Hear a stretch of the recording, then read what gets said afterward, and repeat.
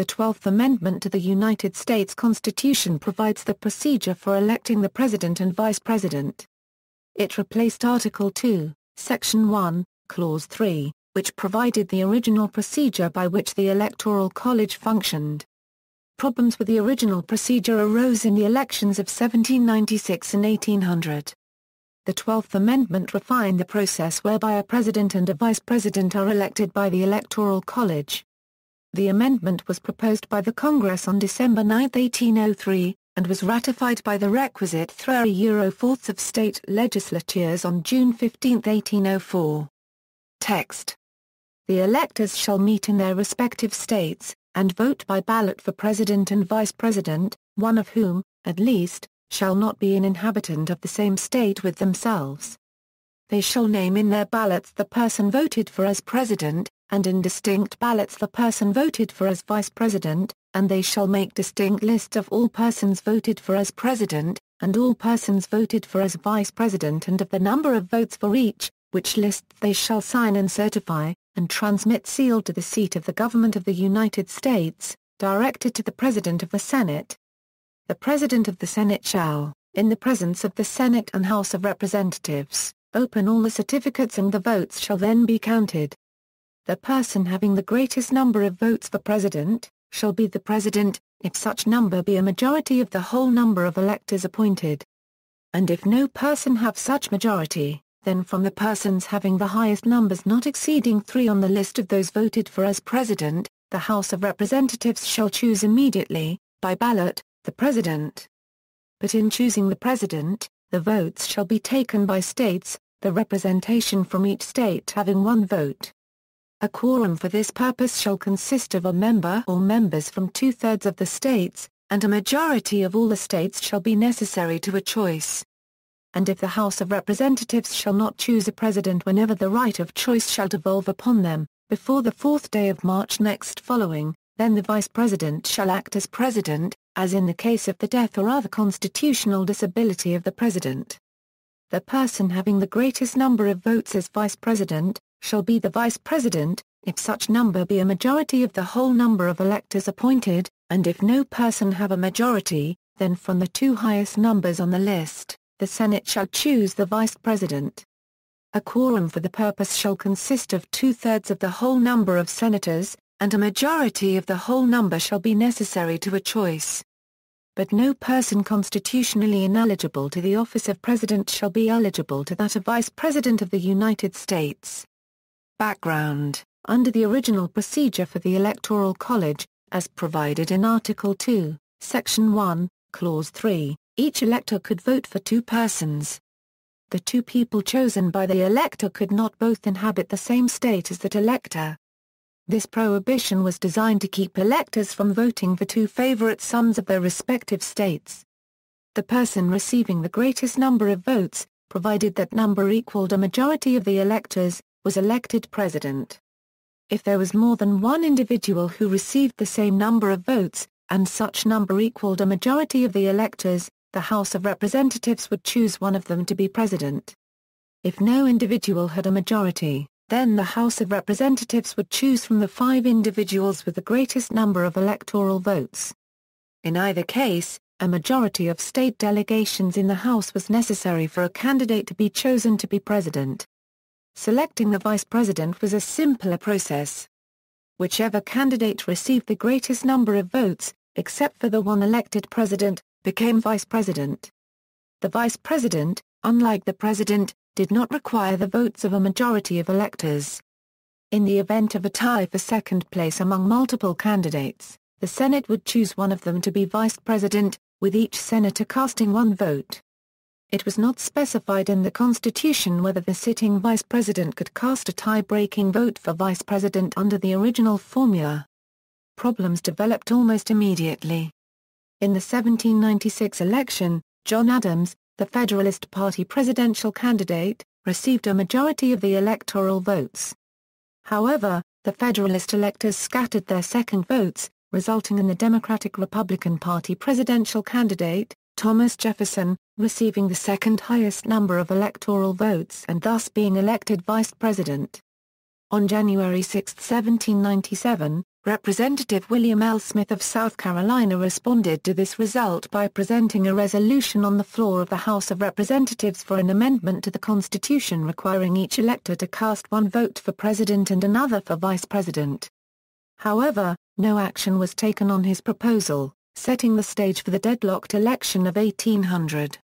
The 1800 election exposed a defect in the original formula in that if each member of the Electoral College followed party tickets, there would be a tie between the two candidates from the most popular ticket. The emergence of partisan political activity caused the failure of the original constitutional plan. Additionally, it was becoming apparent that a situation in which the vice president had been a defeated electoral opponent of the president would impede the ability of the two to effectively work together. By having the presidential and vice presidential elected on a party ticket, this possibility would be eliminated, or at least minimized. Proposal and ratification. The 12th Amendment was proposed by the 8th Congress on December 9, 1803, when it was approved by the House of Representatives by vote of 83-42, having been previously passed by the Senate, 22-10, on December 2. The amendment was officially submitted to the states on December 12, 1803, and was ratified by the legislatures of the following states: North Carolina December 21, 1803, Maryland December 24, 1803, Kentucky December 27, 1803, Ohio December 30, 1803, Pennsylvania January 5, 1804, Vermont January 30, 1804, Virginia February 3, 1804, New York February 10, 1804, New Jersey February 22, 1804, Rhode Island March 12, 1804, South Carolina May 15, 1804, Georgia May 19, 1804, New Hampshire June 15, 1804, having been ratified by the requisite 3/4 of the several states, there being 17 states in the Union at the time. The ratification of the 12th Amendment was completed. It was subsequently ratified by Tennessee July 27, 1804, Massachusetts 1961, the amendment was rejected by Delaware January 18, 1804, Connecticut May 10, 1804. On September 25, 1804, in a circular letter to the governors of the states, Secretary of State Madison declared the amendment ratified by 3/4 of the states. Electoral College. Under the 12th Amendment, while the 12th Amendment did not change the composition of the Electoral College or the duties of the electors, it did change the process whereby a president and a vice president are elected. The new electoral process was first used for the 1804 election. Each presidential election since has been conducted under the terms of the 12th Amendment. The 12th Amendment stipulates that each elector must cast distinct votes for president and vice president, instead of 2 votes for president. Additionally, electors may not vote for presidential and vice presidential candidates who both reside in the elector's state at least one of them must be an inhabitant of another state. The 12th Amendment explicitly states that the vice president must meet the same constitutional requirements as provided for the president. A majority of electoral votes is still required for a person to be elected president or vice president by the Electoral College. If no candidate for president has a majority of the total votes, the House of Representatives, voting by states and with the same quorum requirements as under the original procedure, chooses the president. The 12th Amendment requires the House to choose from the 3 highest receivers of electoral votes, compared to 5 under the original procedure. If no candidate for vice president has a majority of the total votes, the Senate, with each senator having 1 vote, chooses the vice president. The 12th Amendment requires the Senate to choose between the candidates with the 2 highest numbers of electoral votes. If multiple individuals are tied for second place, the Senate may consider all of them, in addition to the individual with the greatest number of votes. The 12th Amendment introduced a quorum requirement of 2/3 of the whole number of senators for the conduct of balloting. Furthermore, the 12th Amendment provides that the votes of a majority of the whole number of senators are required to arrive at a choice. In order to prevent deadlocks from keeping the nation leaderless, the 12th Amendment provided that if the House could not choose a president before March 4, the individual elected vice president would act as president, as in the case of the death or other constitutional disability of the president. The 12th Amendment did not state for how long the vice president would act as president or if the House could still choose a president after March 4. Section 3 of the 20th Amendment, adopted in 1933, modified that provision of the 12th Amendment by changing the date upon which a new presidential term commences to January 20, clarifying that the vice president-elect would only act as president if the House has not chosen a president by January 20, and permitting the Congress to statutorily provide, who shall then act as president if there is no president-elect or vice president-elect by January 20. It also clarifies that if there is no president-elect on January 20, whoever acts as president does so until a person qualified to occupy the presidency is elected to be president. There is a point of contention regarding the interpretation of the 12th Amendment as it relates to the 22nd Amendment, ratified in 1951, which prohibits a person from being elected president more than twice. While it is clear that under the 12th Amendment the original constitutional qualifications of age, citizenship, and residency apply to both the president and vice president, it is unclear whether a two-term president could later serve as vice president. Some argue that the 22nd Amendment and 12th Amendment both bar any two-term president from later serving as vice president as well as from succeeding to the presidency from any point in the United States presidential line of succession. Others contend that the 12th Amendment concerns qualification for service, while the 22nd Amendment concerns qualifications for election, and thus a former two-term president is still eligible to serve as vice president. The practical applicability of this distinction has not been tested, as no former president has ever sought the vice presidency, and thus the courts have never been required to make a judgment regarding the matter. Elections since 1804, starting with the election of 1804, each presidential election has been conducted under the 12th Amendment. Only once since then has the House of Representatives chosen the president. In 1824, Andrew Jackson received 99 electoral votes, John Quincy Adams 84, William H. Crawford 41 and Henry Clay 37. All of the candidates were members of the Democratic-Republican Party, and each had fallen short of the 131 votes necessary to win. Because the House could only consider the top three candidates, Clay could not become president. Crawford's poor health following a stroke made his election by the House unlikely. Andrew Jackson expected the House to vote for him, as he had won a plurality of the popular and electoral votes.